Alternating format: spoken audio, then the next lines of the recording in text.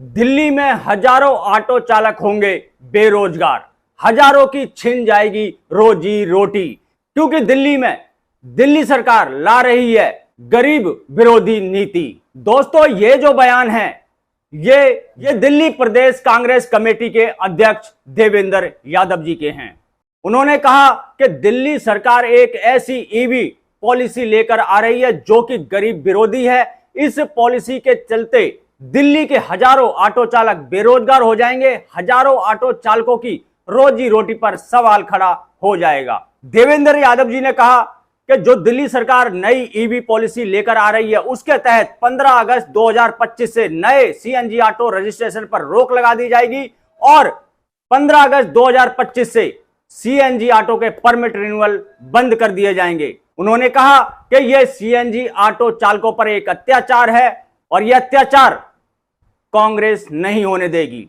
अगर दिल्ली सरकार इस पॉलिसी को लाती है तो देवेंद्र यादव जी का साफ कहना है कि कांग्रेस इसका कड़ा विरोध करेगी, इस पॉलिसी को नहीं आने देगी।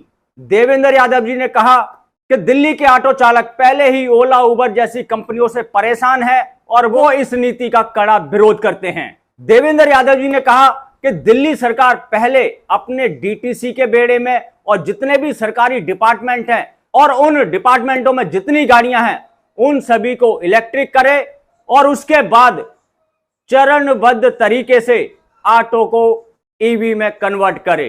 अगर अचानक से इस प्रकार से सीएनजी ऑटो को इलेक्ट्रिक में कन्वर्ट कर दिया जाएगा, इससे ऑटो चालकों पर अतिरिक्त कर्ज का भार चढ़ जाएगा जिसे वो उतार नहीं पाएंगे। दोस्तों, दिल्ली प्रदेश कांग्रेस कमेटी के अध्यक्ष देवेंद्र यादव जी ने कहा कि दिल्ली सरकार रोजगार देना तो दूर, रोजगार छीनने के लिए नई नई नीतियां ला रही है। उन्होंने कहा कि सीएनजी ऑटो को चरणबद्ध तरीके से ईवी में कन्वर्ट किया जाए ताकि ऑटो चालकों पर अतिरिक्त बोझ ना पड़े, क्योंकि दिल्ली में महंगाई पहले ही आसमान छू रही है। ऐसे में अगर उनको नया ऑटो लेना पड़ा तो मजबूरन उनको अपना रोजगार छोड़ना पड़ेगा।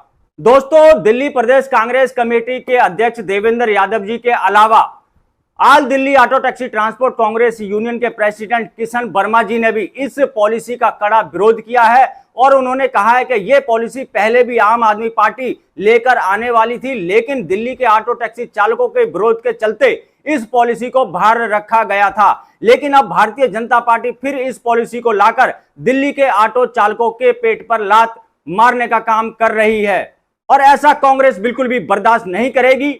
अगर दिल्ली सरकार अपनी मनमानी पर उतर आएगी तो किशन वर्मा जी ने कहा कि हम इसका कड़ा विरोध करेंगे, सड़कों पर उतरेंगे, जेल भरो आंदोलन करेंगे, मगर दिल्ली सरकार की मनमानी नहीं करने देंगे। उन्होंने कहा कि भारतीय जनता पार्टी ने 1998 से पहले भी 2 स्ट्रोक ऑटो को 4 स्ट्रोक में बदला था, तब 89,000 ऑटो चालक थे, लेकिन जब उनको 4 स्ट्रोक ऑटो लेने के लिए कहा गया तो यह संख्या घटकर 55,000 रह गई, यानी कि हजारों की संख्या में ऑटो चालकों ने अपना रोजगार छोड़ दिया।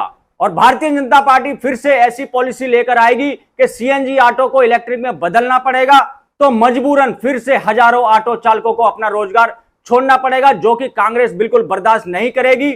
All Delhi auto taxi transport Congress union के प्रेसिडेंट किशन वर्मा जी ने कहा कि कांग्रेस हमेशा ऑटो टैक्सी चालकों के साथ है और उनके ऊपर यह अन्याय नहीं होने देगी।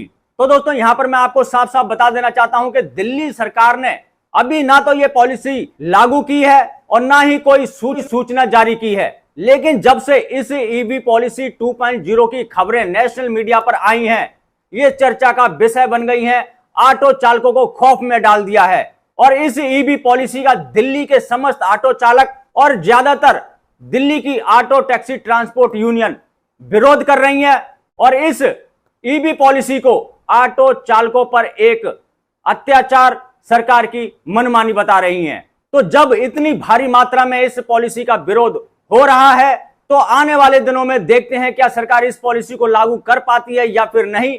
अगर दिल्ली सरकार अपनी मनमानी करते हुए इस पॉलिसी को करती है लागू, तो क्या करेंगे दिल्ली के ऑटो ट्रांसपोर्ट यूनियन। मैं दिल्ली के समस्त ऑटो चालकों से पूछना चाहता हूं, क्या ये ईवी पॉलिसी जो आने वाली है, क्या इस पॉलिसी से आपको फायदा मिलेगा या फिर नहीं? क्या दिल्ली सरकार को ऐसी पॉलिसी लानी चाहिए या फिर नहीं? मुझे कमेंट करके जरूर बताएं। मैं आपके कमेंट का इंतजार करूंगा और इस वीडियो करूंगा यहीं पे समाप्त। मिलेंगे किसी और जानकारी से भरपूर वीडियो में। तब तक के लिए जय हिंद, जय भारत।